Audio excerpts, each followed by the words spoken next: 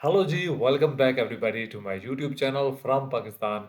आज की वीडियो थोड़ी-सी दूसरी वीडियो से मुख्तलिफ है, लेकिन उतनी ही इंटरेस्टिंग हो सकती है क्योंकि इसका टाइटल है फ़ोर्स मोटर्स की जो स्टोरी है, वो हम देखेंगे कि कैसे ये स्टोरी बिल्कुल एक ज़मीन से लेकर बीएमडब्ल्यू और रोल्स रॉयस तक के इंजन मेकिंग तक चली गई। तो ये इसमें किसी फ्रीडम फाइटर का भी ज़िक्र आ रहा है कि वो कौन बंदा था जो ज़ंजीरें तोड़कर इन बुलंदियों को छूना चाहता था। तो ये सारा कुछ हमें इस स्टोरी में दिखने वाला है। फोर्स मोटर्स का भी इनफैक्ट मैंने नाम पहली दफ़ा सुना है, लेकिन इस स्टोरी से, इस टाइटल से लग रहा है कि जैसे एक बहुत बड़ा नाम है और एक बहुत बड़ी अचीवमेंट है। लेकिन इसके बारे में सारी चीज़ें हमें वीडियो में ही पता चल सकती हैं। इसलिए अब मेरे साथ आप आ जाएं, वीडियो को देखते हैं। और चैनल को अभी तक आपने सब्सक्राइब नहीं किया तो सब्सक्राइब कर लें और आ जाएं, मिलकर ये वीडियो देखते हैं। Let's start the video together. Force Motors, जिसे एक फ्रीडम फाइटर ने इस सपने के साथ शुरू किया था कि इंडिया की सड़कों पर सिर्फ इंडिया में बनी गाड़ियां ही दौड़ती दिखें। इसे देखकर कुछ याद आया? टेम्पो हैंसीट, खेत के रास्तों में धूल उड़ाती हुई बच्चों को स्कूल ले जाते हुए ये टेम्पो आज भी गांव देहात की सड़कों पर दिख जाती है। इसे फोर्स की पेरेंट कंपनी ने बजाज के साथ मिलकर बनाया था और आज हालात ये है कि हर थ्री व्हीलर को हम टेम्पो ही कहकर बुलाते हैं। चाहे कंपनी कोई भी हो, ऑफिस जाना हो या स्कूल, फोर्स की बस आती है।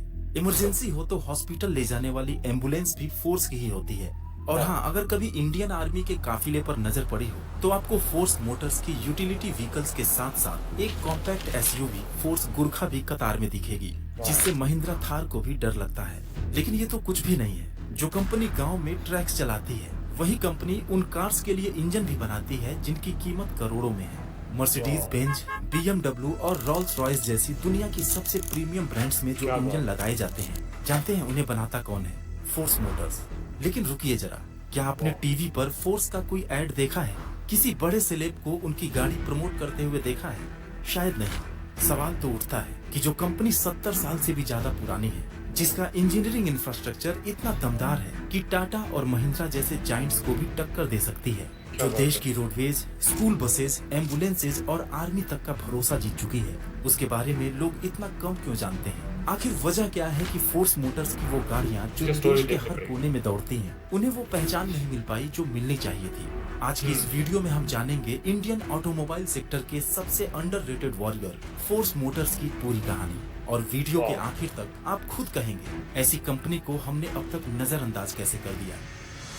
ये कहानी शुरू होती है साल 1910 में महाराष्ट्र के एक छोटे से टाउन अहमदनगर से, जहां एक मिडिल क्लास जैन फैमिली में जन्म हुआ नवलमल कुंदलमल फिरोदिया का। हालांकि उनके पूर्वज राजस्थान के फिरोज गांव से थे, यानी जो आदमी बाद में हिंदुस्तान की सड़कों को बदलने वाला था, उसकी जड़ें भी एक ऐसे गांव से थी जहां खुद पानी भी एक लग्जरी हुआ करता था। और इसी पानी की किल्लत और सूखे ने उनके परिवार को महाराष्ट्र शिफ्ट होने पर मजबूर कर दिया। उनके पिता एक ईमानदार बिजनेसमैन थे और शायद इसी वजह से परिवार में न तो ज्यादा पैसा था और न ही कोई खास सुविधाएं, क्योंकि अंग्रेजी हुकूमत में ईमानदार लोगों की कोई कद्र नहीं थी और उनके लिए ज्यादा कुछ करने का स्कोप भी नहीं था। फिरोदिया साहब शुरुआती पढ़ाई अहमदनगर से ही करने के बाद वकालत की डिग्री हासिल किए, लेकिन मन में हमेशा एक सवाल घूमता रहता था कि मैं देश के लिए क्या कर सकता हूँ।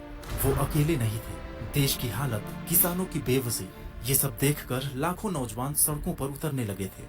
गांधी जी का स्वदेशी आंदोलन भी पूरे जोर पर था और जब 1930 में उन्होंने दांडी यात्रा शुरू की तो नवलमल जी खुद को रोक नहीं पाए। उन्होंने कानून की किताब बंद करने का फैसला किया और आजादी की जंग में कूद पड़े। वो गोपाल कृष्ण गोखले और लोकमान्य तिलक जैसे नेताओं की सभाओं में जाना शुरू किए। लेकिन एक दिन गांधी जी की एक स्पीच ने उन्हें अंदर तक झकझोर दिया। यही वो पल था जब उन्होंने फैसला किया कि अब और गुलामी नहीं सहेंगे, अब जिंदगी सिर्फ देश के लिए होगी। फिर क्या था, वो सत्याग्रह में शामिल हुए और कांग्रेस के मूवमेंट्स में एक्टिव हो गए। लेकिन उनका यह अग्रेशन अंग्रेजों को चुभने लगा और 1942 के क्विट इंडिया मूवमेंट के दौरान उन्हें अरेस्ट करके पुणे के यरवड़ा जेल में डाल दिया गया। 1 साल 6 महीने उन्होंने उसी जेल में बिताए और कहा जाता है कि वहीं उनकी मुलाकात गांधी जी से भी हुई, जिसके बाद उन्हें अपनी जिंदगी का असली मकसद मिल गया। उन्हें एहसास हो गया कि हमें असली आजादी तब मिलेगी जब देश आर्थिक रूप से आजाद होगा, जब हर हाथ में काम होगा और हर इंडस्ट्री हमारी अपनी होगी। सोचिए, जेल की चार दीवारी में बैठा एक इंसान आजादी के बाद के भारत की नींव सोच रहा था। क्या जेल से बात बाहर निकलते ही वो अपने मिशन पर लग गए। साल था 1946, आजादी से ठीक एक साल पहले। नवल मल अच्छा। जी ने वकालत छोड़ दी और मुंबई में एक छोटी सी एजेंसी की शुरुआत की जो वुड स्टॉक कंपनी का टाइपराइटर्स बेचती थी। बिजनेस की दुनिया में ये उनका पहला कदम था और फिर 1947 में जब देश आजाद हुआ तब उन्होंने जय हिंद इंडस्ट्रीज के नाम से एक कंपनी की नींव रखी, जिसके पीछे दो बड़े लक्ष्य थे, देशवासियों को रोजगार देना और भारत में ही गाड़ियां बनाना। अब आप सोच रहे अच्छा। होंगे कि एक इंसान जिसे सिर्फ वकालत का तजुर्बा था वो गाड़ियां कैसे बना सकता है। ये वही समझ सवाल नहीं था आती। जो उस वक्त के बड़े बड़े ऑफिसर्स, बैंकर्स और कारोबारियों ने भी पूछा था। एक फ्रीडम फाइटर अब इंडस्ट्रियलिस्ट बनेगा?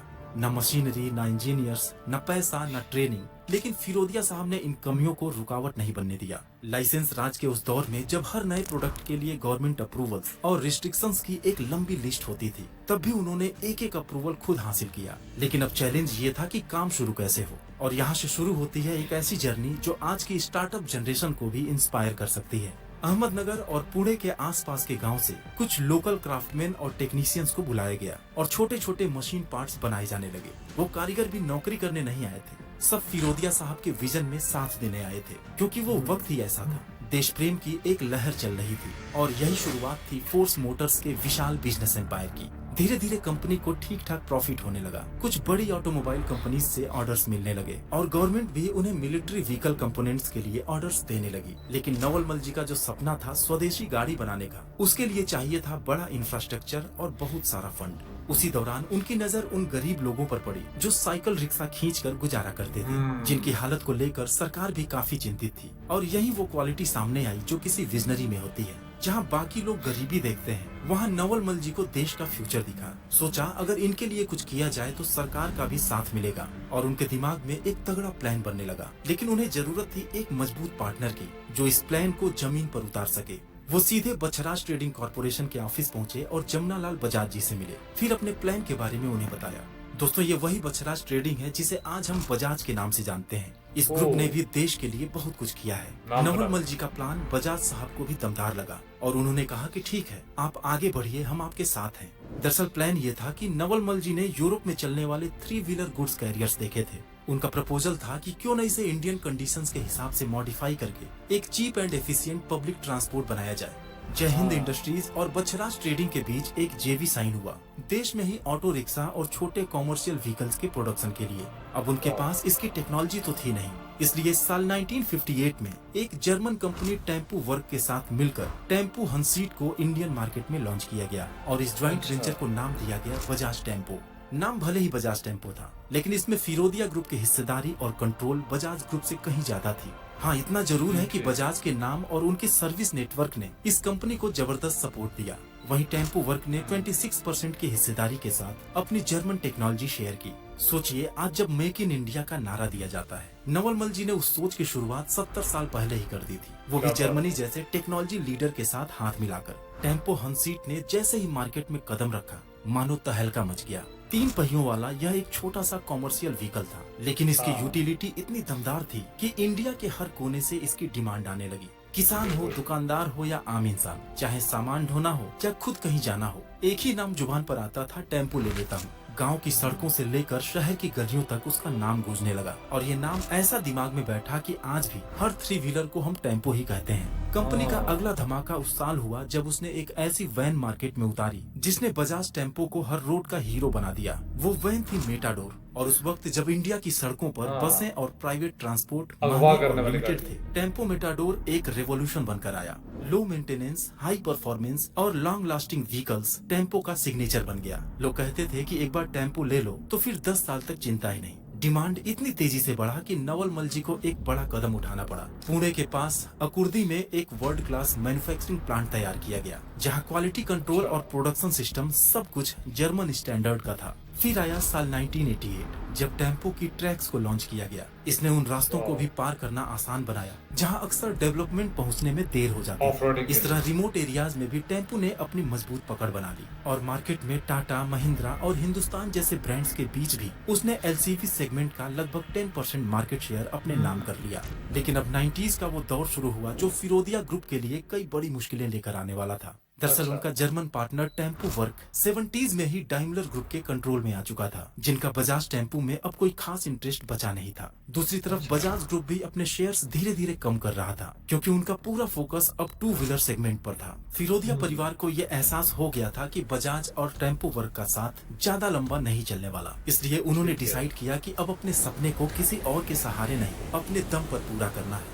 लेकिन अब ठीक उनका है। हर फैसला या तो कंपनी को मिट्टी में मिला सकता था या इतिहास बना सकता था। फिर क्या था? टेम्पोज और मेटाडोर से अलग हटकर उन्होंने बिजनेस को एग्रीकल्चर, डिफेंस और बसेस जैसे और भी कैटेगरीज में डाइवर्सिफाई करना शुरू किया। इसके अलावा चेसी, गियरबॉक्स, इंजन डिजाइन सब कुछ इन हाउस किया जाने लगा। लक्ष्य था सब कुछ जल्दी से जल्दी सीखना और एक वर्टिकली इंटीग्रेटेड सिस्टम तैयार करना, क्योंकि सपोर्ट अब हर तरफ से छिनता जा रहा था। लेकिन उसी दौरान ठीक है। फिरोदिया ग्रुप को एक तगड़ा झटका तब लगा जब 1997 में 87 इयर्स की एज में नवलमल फिरोदिया जी की डेथ हो गई। कंपनी ने अपना ओह। मार्गदर्शक खो दिया और अब बारी थी उनके बेटे डॉक्टर अभय फिरोदिया की उन अधूरे सपनों को जिंदा रखने की। लेकिन उनके लिए आगे का सफर बहुत ही मुश्किल होने वाला था, जिसकी शुरुआत हुई साल 2000 में, जब टेम्पो हंसीट का प्रोडक्शन आउटडेटेड टेक्नोलॉजी और स्ट्रिक्ट एमिशन नॉर्म्स की वजह से बंद करना पड़ा। और अगले ही साल बजाज और टेम्पो वर्क भी अपने शेयर्स फिरोदिया ग्रुप को बेचकर जेवी से एग्जिट हो गए। लेकिन दोस्तों, अभी भी फिरोदिया ग्रुप की पेरेंट कंपनी जय हिंद इंडस्ट्रीज ही थी और उसी के अंडर जेवी में वो बजाज टेम्पो के नाम से गाड़ियां बनाते थे। यानी ठीक सही है। मायने में फोर्स मोटर्स की कहानी तो अब शुरू होने वाली थी। डॉक्टर अच्छा। अभय फिरोदिया बिल्कुल अकेले थे। जिस दुनिया में हर कोई ताकतवर पार्टनर ढूंढ रहा था, वहाँ अभय फिरोदिया सिर्फ अपनी टीम, अपने इंजीनियर और अपने पिता की दी हुई सीख के भरोसे खड़े थे। बट ना तो हिम्मत टूटी थी और ना ही कॉन्फिडेंस में कोई कमी थी। और हो भी क्यों? क्योंकि उनसे सिर्फ बजाज और टेम्पो का नाम ही तो अलग हुआ था। सारी फैक्ट्रीज, असेंबली लाइन और इंजीनियर्स तो उनके ही थे। बाकी गाड़ी के एक एक पार्ट को बनाना और तराशना सब कुछ तो आता था उन्हें, वो भी जर्मन स्टैंडर्ड से। लेकिन बस मुश्किल ये थी कि उनके पास इंजन का पेटेंट नहीं था। जैसे एक वीर योद्धा के पास तलवार ना हो, वही हालत थी फिरोदिया ग्रुप की। उन्होंने इसका भी एक रास्ता निकाला और मर्सिडीज से बात करके बेंज OM 616 इंजन की असेंबली लाइसेंस हासिल की। साथ ही जेडएफ और बॉश जैसे यूरोपियन पार्टनर्स के साथ मिलकर ट्रांसमिशन और गियर बॉक्स की नई टेक्नोलॉजी सीखनी भी शुरू की। और फिर कुछ ही महीनों में मर्सिडीज डिराइव्ड इंजन के साथ ट्रैक्स, गुरखा और ट्रेवलर को एक नए अवतार में मार्केट में उतार दिया। लेकिन अब कंपनी का नाम था फोर्स मोटर्स।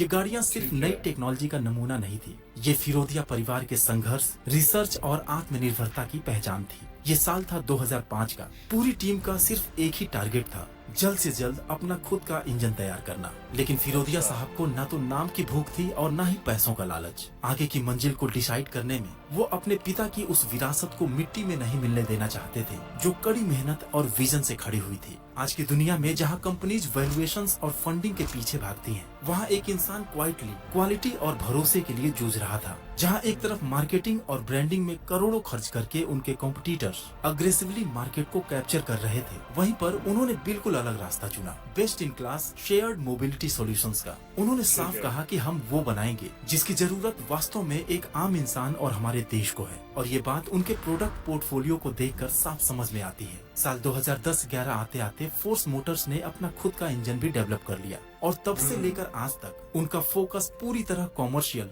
रूरल और ऑफ रोड सेगमेंट में ही रहा है। फोर्स मोटर्स की डेडिकेटेड और प्रिसाइज वर्किंग स्टाइल ने दुनिया के सबसे परफेक्शनिस्ट ब्रांड BMW और डाइमलर को इतना इम्प्रेस किया कि उन्होंने इंडिया में अपने पार्टनर के रूप में फोर्स मोटर्स को सेलेक्ट किया। और फिर जुलाई 2015 में BMW के इंजन और ट्रांसमिशन को असेंबल करने के लिए चेन्नई प्लांट की शुरुआत की गई। आज इसी प्लांट के इंजन BMW के 3 सीरीज, 5 सीरीज, X1, X3 और X5 जैसी पॉपुलर कार्स में यूज होते हैं। एक नए युग की शुरुआत हो चुकी थी। जून 2016 में पुणे के चाकंड में मर्सिडीज बेंज की कार्स के इंजन और एक्सेल असेंबली के लिए एक नया प्लांट स्टैब्लिश किया गया, जहां हर साल 20,000 इंजन्स और 20,000 एक्सेल असेंबल होते हैं। और फिर 2018 में रोल्स रॉयस पावर सिस्टम ने भी फोर्स मोटर्स के साथ ज्वाइंट वेंचर किया, जिसमें फिरोदिया की 51% और MTU की 49% हिस्सेदारी रही। इस जेवी का मकसद था इंडिया में high power 1600 series diesel engines का प्रोडक्शन करना, जो power generations, railway engines, mines और हैवी इंडस्ट्रियल एप्लीकेशंस में इस्तेमाल होते हैं। सोचिए, एक कंपनी जो गांव में ट्रैक्स और ट्रेवलर चलाती है, वही दुनिया के सबसे हाईटेक और प्रीमियम ब्रांड को इंजन सप्लाई करती है, लेकिन किसी को पता ही नहीं। यही है फोर्स मोटर्स की चुपचाप परफेक्शन। ना मीडिया ब्लीज, ना अग्रेसिव मार्केटिंग, बस मशीन्स, प्रिसीजन और जुनून, वो भी वर्ल्ड क्लास बहुत लेवल बड़ी का। बात है लेकिन यार। दोस्तों, अब सवाल ये उठता है कि जब इस कंपनी के पास इतनी काबिलियत है, डिकेड्स का एक्सपीरियंस है, पूरी तरह वर्टिकली इंटीग्रेटेड सिस्टम है और देश के लिए इतना कमिटमेंट है, तो फिर ये कंपनी इंडिया के लिए मर्सिडीज या BMW जैसी प्रीमियम कार्स क्यों नहीं बनाती? आइए जानते हैं इसकी वजह। असल में आज फोर्स मोटर्स के मार्केट शेयर की अगर बात करें तो ये स्कूल बसेस और एम्बुलेंसेज में भले ही एक डोमिनेंट प्लेयर हो, लेकिन ठीक है। Overall national commercial vehicle market में इनकी हिस्सेदारी सिर्फ 3% के आसपास है, ओह! क्योंकि इनके पास न तो टाटा, महिंद्रा और अशोक लीलैंड की तरह प्रोडक्ट रेंज है, न डीलरशिप ठीक और है। सर्विस नेटवर्क, और न ही पैन इंडिया ब्रांड अपील। और रही बात मर्सिडीज और BMW जैसी प्रीमियम कार्स बनाने की, तो फोर्स हमेशा से एक B2B यूटिलिटी फर्स्ट कंपनी रही है, नॉट ठीक B2C है। Mass market. हाँ, उनका पूरा ध्यान high torque, heavy duty, commercial और गवर्नमेंट यूज की गाड़ियों पर रहा है, नॉट ऑन ठीक रिफाइंड है। Petrol engine cars. और सबसे हैरानी की बात तो ये है कि आज भी उनके पास कोई पेट्रोल इंजन नहीं है। यानी कुल मिलाकर देखें तो फोर्स मोटर्स ने खुद को एक बहुत ही सीमित दायरे में ऑपरेट किया। कभी कभी अपनी सीमाएं भी खुद तय कर लेनी सबसे बड़ी हार होती है, और शायद फोर्स मोटर्स भी उसी भूल का शिकार हो गया। R&D में वो पीछे रह गए और दूसरे ब्रांड्स के सहारे कंपनी को चलाते हुए उन्होंने अपनी ग्रोथ की रफ्तार को खुद ही धीमा कर लिया। आज 5 मैन्युफैक्चरिंग फैसिलिटीज के साथ फोर्स 25 कंट्रीज में मौजूद है और 300 ठीक है। से भी ज्यादा sales and service touch points के साथ 10,000 से भी ज्यादा लोगों को रोजगार देता है। उनके पास सब कुछ है, स्किल है, सिस्टम है और इंडिया को चौंका देने की काबिलियत भी। बस स्ट्रेटजी में थोड़ा सा बदलाव उन्हें मार्केट लीडर बना सकता है। अब जब अगली बार कोई आपको बोले कि इंडिया सिर्फ असेंबली करता है, तो मुस्कुरा कर कहिएगा कि फोर्स मोटर्स जैसी कंपनीज न सिर्फ इंजन बनाती है बल्कि भरोसा भी करती है। अगर आपको ये कहानी इंस्पायरिंग लगी हो तो कमेंट जरूर करिएगा। फोर्स मोटर्स जैसे अनसंग हीरोज को आपके आवाज की जरूरत है। Thanks for watching. और क्या कहानी है भाई साहब, क्या कहानी है कि एक बंदा कहाँ से शुरू हुआ, एजुकेशन कहाँ जा रही है, दिल उसका कहीं खींच रहा है उसको, फिर बीच में वो मूवमेंट्स मूवमेंट स्टार्ट हो गई आज़ादी की, फिर मुल्क आज़ाद हो रहा है। इतने में तो मेरे ख्याल से कोई भी बंदा, किसी के लिए भी एक्सक्यूज़ काफ़ी है कि मैं कुछ करना चाह रहा था लेकिन मेरी ज़िंदगी में इतने इतने बड़े बड़े वाक़यात हुए, तो अब मेरे ख़्याल से मुझे कुछ ज़्यादा नहीं करना चाहिए, मेरे लिए एक्सक्यूज़ बन चुका है। ठीक है, लेकिन एक बंदे को इतना कुछ करने के बाद, जेल काटी, उससे निकलने के बाद एजुकेशन के और अपने जो प्रीवियस तजर्बे पे उनके बिल्कुल अगेंस्ट जाके एक बिज़नेस सेटअप करना, और फिर एक टाइप का बिज़नेस हो रहा है, उसमें मार्केट की थोड़ी बहुत समझ तो आ सकती है, लेकिन फिर उसको टोटली स्विच करके जैसे वो जय हिंद इंडस्ट्रीज़ का उन्होंने बुनियाद रखी। उसमें देखिए क्या प्रोडक्ट बन रही है, इंजन पे काम करना शुरू हो गया, एक्सेल्स पे काम करना शुरू हो गए। तो बहुत इंस्पायरिंग स्टोरी है ये। छोटी बात नहीं है कि आपको कुछ भी नज़र ना आ रहा हो अंधेरे में, और आपको बस एक एक चमक कहीं से नज़र आ रही है कि मुझे वहाँ पे पहुँचना है, तो उसके अंदर से फिर आपने रास्ता निकालना है।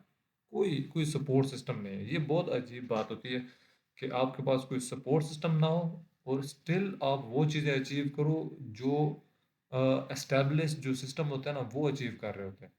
तो मेरे ख्याल से किसी भी बिजनेस को, किसी भी सिस्टम को, एंटरप्रेन्योर को, किसी भी लीडर को ऐसी स्टोरीज तो देखनी चाहिए, समझनी चाहिए कि जब उन्होंने ठान लिया कि ये करना है तो फिर उन्होंने करके दिखाया। फिर मज़े की बात है कि जब उनकी डेथ के बाद उनके बेटे ने जैसे लेगेसी चलाई, तो वो भी एक अपने आप में बहुत बड़ी बात होती है, क्योंकि बहुत सारी लेगेसीज उस बंदे के साथ ही चली जाती हैं।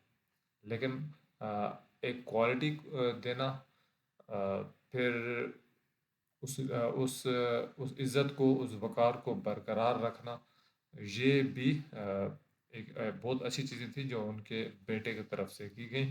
तो अगेन एंड पे हमें जैसे सुनने को मिला कि अगर आप ज़माने के साथ नहीं चल रहे हैं या कुछ चीज़ों में अगर आप लैग कर रहे हैं, तो ऑब्वियसली जितनी स्पीडी ये रेस है, इसमें आपको पीछे रहना ही पड़ेगा। फिर खैर, अगर आप B2B में काम कर रहे हैं तो फिर ठीक है। अगर आप फोकस B2B है तो आपको लगता है कि हम बहुत अच्छा जा रहे हैं, देन गुड। लेकिन आप इसी नेटवर्क को एक्सपेंड भी कर सकते हैं। आज उतना मुश्किल नहीं होगा जितना तब था। तो ख़ैर बहुत इंस्पायरिंग स्टोरी। आपको ये स्टोरी कैसे लगी है, आप मुझे कमेंट सेक्शन में बता सकते हैं। मैं आपके कमेंट खुद सारे पढ़ता हूँ और अगर अब तक आपने ये वीडियो देखी है, तो आप इसको सब्सक्राइब भी कर दीजिएगा चैनल को। मैं वेट करूँगा आपका नेक्स्ट अच्छी सी बेहतरीन सी वीडियो में। अब मैं आपसे इजाज़त चाहता हूँ। Bye bye.